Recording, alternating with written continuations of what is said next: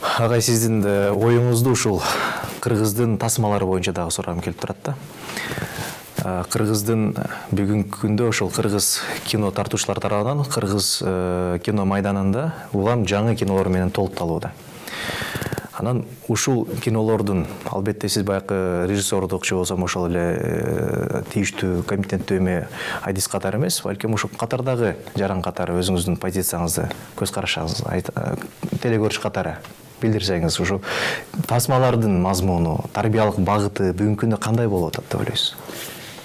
Улуу революциянын автору, улуу октябрь революциясынын автору, коммунисттик кыймылдын көсөмү Владимир Ильич Ленин айткан экен.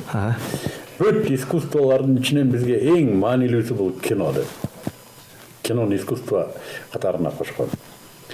Ар бир искусство маданий бир кубулуш бул элге таасир берүү каражаты, идеологиялык таасир каражаты. Ошонун ичинде кино Лениндин ою боюнча ошол учурда эң маанилүү тармак катары каралган. Кийин деле телевидение пайда болду. Телевидение пайда болгондо эми кино көрүлбөй калат го деп ойлогон да элдер. Жок, телевидение кинону тейлеп калды. Телевидение өзү кино тарта турган болуп калды. Кийин интернет чыкты. Интернет чыкканда да эми кино болгон мамиле өзгөрө десе жок. Тетирисинче интернет да кинону аябай күчөтүп салды. Элдин киного болгон кызыгуусун аябай көбөйтүп салды. Козутуйду. Элдер кинотеатрга барып жүргөн элдер кино көрбөй калды го деп кинотеатрды барса жок, элдер интернеттен көрө баштады. Демек азыр деле кино искусствонун ичинен эң олуттуусу. Бизге да эң маанилүүсү. Кайсы гана идеологиялык формация болбосун, кинонун ролу олуттуу. Эмнеге? Адамдарга даяр образдар сунуш кылынат. Даяр образдар жаналардын дүнүйө таанымы, түшүнүктөрү адамдарга таңууланат. Адамдардын туйгулары аркылуу. Жакшы көрүү, жаман көрүү сезимдери аркылуу аларга образдар таңууланат. Бул адабий таасир. Ошондуктан кино бизге өтө маанилүү. Эми кыргыз киносу, бүгүнкү кыргыз киносу. Албетте мурдакы кыргыз керемети, кыргыз бермети болгон Болот Шамшиев, Жалил Содамбек, Гена Байке Базаров, Төлөмүш Океев, Менсуб Океев, булардын кинолорунун алдында азыркы кинолорду кино деш кыйын. Бирок азыркы кинода балким барып бир берметке айланар. Ал кездеги ошол берметтин бермет болушуна советтик мектеп шарт түзүп берди да. Советтик кино мектеп шарт түзүп берди. Буларга байкыштарга ким түзүп берет? Буларга базар түзүп берип атат. Өткөндө бирөөсүнөн интервью алып атат бир режиссерден, бир кино тарткан баладан. Сага мына киного канча бюджет кетти десе, $2000 дейт. Мунуну мен телевизор көрүп отуруп кулагым уялып кетти. Бул кандай кино $2000 тартылган? Бирок тартылыптыр. Тартылыптыр. Бүгүн эми биз экранга чыккан баарын эле кино деп атабыз. Мен мисалы үчүн кыргыз кинолорун көрөм. Мындан 5 жыл мурдакы тартылган тасма менен бүгүнкү тасманын айырмасы асма менен жердей. Балдар өсүп атат. Кандайдыр бир мектептик жөнөлүштөр да пайда болуп калыптыр. Кичине образдардын үстүндө ойноо пайда болуп калыптыр. Актёрдук мурда бир-эки эле кара тор болгон бир-эки актёрлорубуз көрчүбүз. Копол, деген. Азыр кичине мындай жылмайганды билген, же болбосо мындай образды берген, булчуңдары иштеген артисттерибиз да пайда болуп калдыр бир-экөө. Анан эми мындан 5 жылдан кийин мен ишенем, мындан дагы бир арыш кадам кинолор чыкса керек. Айта турган бир нерсе бар. Биздин кинолор башка кинолорго караганда бир миссиясын алып жүрөт экен да. Бир миссиясы бар экен биздин кинолор. Ушу кино тарткан балдардан айланса болот дедим. Бардыгында бир миссия бар экен. Аны өздөрү түшүнөбү, түшүнбөйбү, же телекөрүүчүнүн табитине багытталган мындай тренд. Кантип айтканда да, мен мисалы үчүн орус кинолорунда мындай миссияны байкабайм. Алар ушу акча табыш үчүн же мындай бир конъюнктура үчүн ура берген да.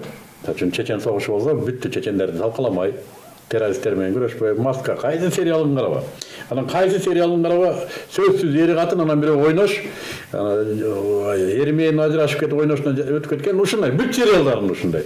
Мен тетрисинче булар бузукулук миссиясы барбы бул кинолор деп коем, орус кинолорунда. Биздин балдар тарткан тасмалар балким сапаты жагынан начар, балким актерлор начар ойнойт, балким камералар начар, балким жанагы үн коштоосу же музыкасы өз ордунда эместир, бирок миссиясы бар.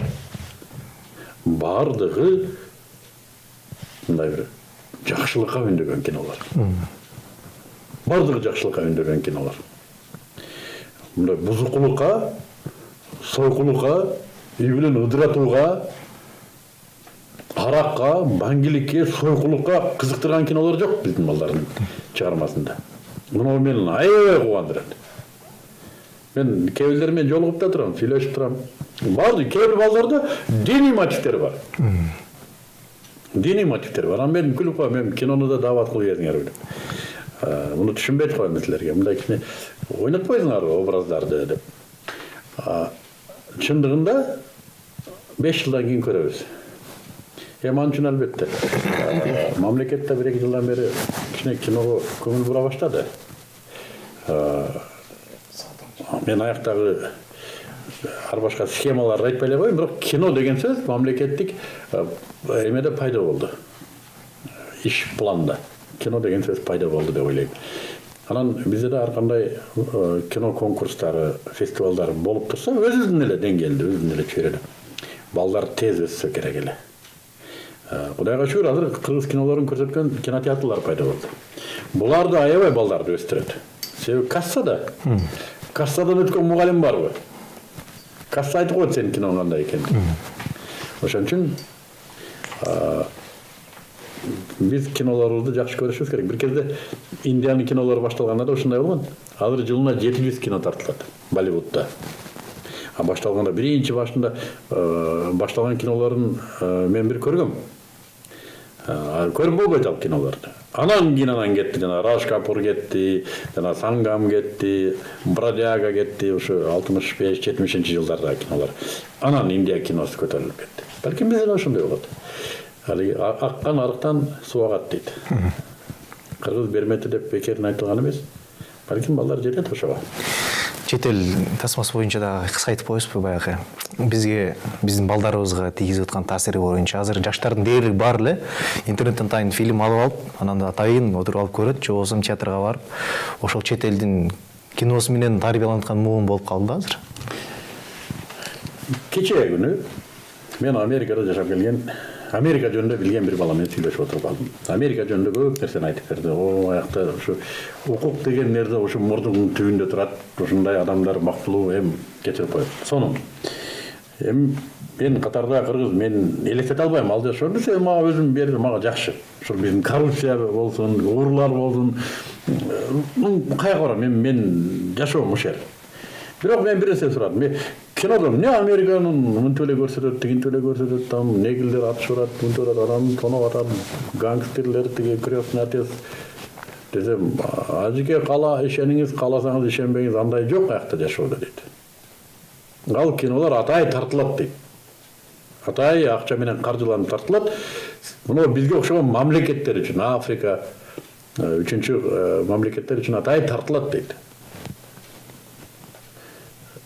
Ана мен бул бир саясий теориялардын бири бар, мисалы үчүн борбор бар, цивилизациянын борбору, жана аны курчап жашаган региондор бар. Плебейлер деп коет да. Буларга өз алдынча мына борбордун маданияты башка, буларга башка маданият таңууланат. Борборду жашап туруусун камсыз кылуу үчүн буларга башкача маданият таңууланат. Бул теория ушундай. Демек, Америка цивилизациянын борбору катары дүйнөлүк үстөмдүк устунун кармаган держава катары өзүндө маданият туу чокусуна жеткен. А башка элдерди караңгы кармоо үчүн ушундай индустрияны ишке салат. Эмнеге ошо караңгылык ал державанын гүлдөп өсүшүнө шарт түзүп берет. Биз бирибизди кажып отура беребиз, бирибизди кара беребиз. Өнүгүү жөнүндө оюбуз жок, карыз алуу жөнүндө. Тилемчилик кылып жашайбыз. өнүгүү жөнүндө ой жок. Биз выживание деп коет орусча. Эптеп жашоо үчүн күрөшөбүз. Ал кинолор бизди ушундай образга киргизет экен. Бизде кылмыштуулукту күчөтөт экен, бизде тегебердикти, бузукулукту катардагы эле көрүнүштө көрсөтүп койт. Алардын өзүндө дейт, кан көрсөтүлбөйт дейт. Тамчы кан көрсөтүлбөйт дейт. Тыюу салынган дейт. Бизге көрсөтүлөт. Демек бизде аябай чоң түйшүк турат ата-энелерде. Балдарыбызга бизде Америка элине көрсөтпөгөндө эле бизде көрсөтпөшүбүз керек, түшүндүрүп. Фильтр коюшубуз керек экен. Тилекке каршы бүгүн эми 5-класстын баласынан баштап, мен андан ага чейинкисинде эле болсо керек, сотка көтөрүп жүрөт. Чөнтөк телефондорун аерде эмне гана жок. Эми Кудай сактасын бизди. Ошондуктан бул өтө чоң маселе. Бизде телевизор көрбөймүн, үйүндө телевизор койбоймун десе, аны орто кылымда караң адамдай карайт го. Мен айтам, ошол келечектин адамы экен дейм да. Өзүн жана үй бүлөсүн сактаптыр. Бул караңгылык эмес. Бүгүн бир үйдө 5 болсо, 5 бөлмөдө жашайт. Тамакка да чогуу отурбайт. 5-өндө 5 же телевизор, же чөнтөк телефону, же планшет, же компьютер, 5 жерде кино көрөт. 5 башка маданият. Бир үйдө бир атанын балдары. Кайсы кинону көрөт? Атайы тартылган кинону көрөт. Бизге атайы мультфильмдер келет. Балдарды бүгүнкү мультфильмдерди көрсөң коркосуң. Кадимки жиндер. Алар татнагай кылып көрсөтүп коет. Бир көзү мынерде Дажжал деп коебуз да биз. Дажжал десе коркчу элек. Мына ушулардын баардыгын бүгүн бизге жакшынакай кылып көрсөтүп, биз эмне болдук? Психологиялык жактан мунжу кылуу процесс болсо керек деп ойлоп койдум. Мунжу процесси кетип атат балдарда. Анан кантип биз оң каармандарды табабыз. Баласына жомок айтып берген ким бар? Жомогун азыр баласы укпаса да керек.